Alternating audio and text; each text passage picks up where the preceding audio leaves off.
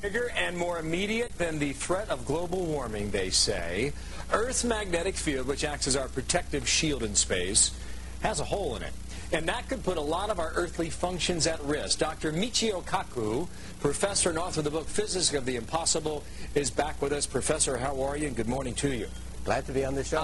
Thanks. Twice in 1 week, man. It's bonus hour. What is this solar shield? Well, every 11 years, the sun has a temper tantrum. It releases a shock wave, a tsunami of radiation that could wipe out communication, weather satellites, GPS, spy satellites, you name it, it's up there in outer space.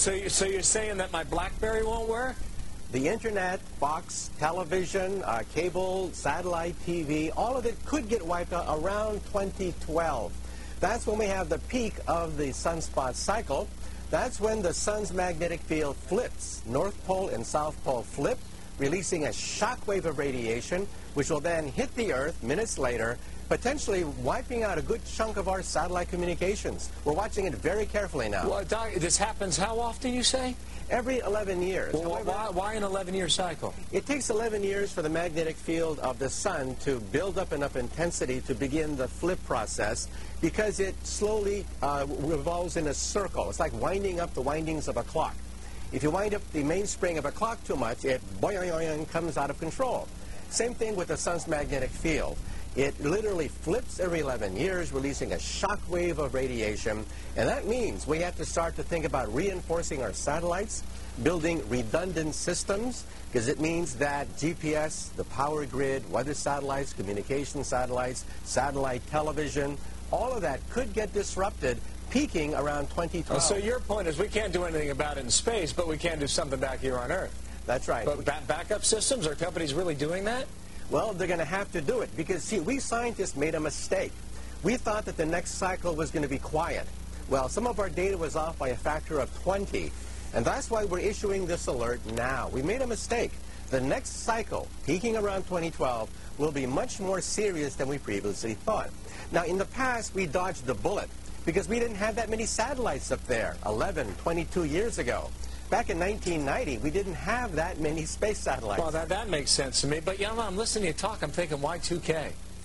I'm thinking it's just a tactic that put a lot of fear in a lot of people. It may have gotten us ready, but there was really no danger in the end. Well, let's hope that it's a dud. Let's hope that nothing happens. However, what if? What if our communication systems are wiped out? Billions of economic activity could be jeopardized. Do you think anyone's taking this seriously? I think we're going to have to. The physicists are now sounding the alert. We made the mistake. We made the wrong projection. The next solar cycle will be more intense than previously thought. And an ounce of prevention is worth a pound of cure. Now is the time to begin to create redundant systems, reinforce our satellites, build backup systems. All right. Michio Kaku, the word is out. You know, if you render my BlackBerry useless, that's okay. I mean, you're allowed. Do that for a while, and we'll bring it back. Okay. Thank you, Doctor. Nice to know. Meg? Love him. Were you He's listening? Great. Yes. You were? Yeah. What did he say? Physicists messed it up, and now they have to fix it. And he talked about the Department of Redundancy Department. Right. He's talking magnetic fields, polar opposites, we gotta fix sun, it down Earth, here. right? When's it going to happen? 11 years apart. 2012 is the next one. Okay. So the last one was minor.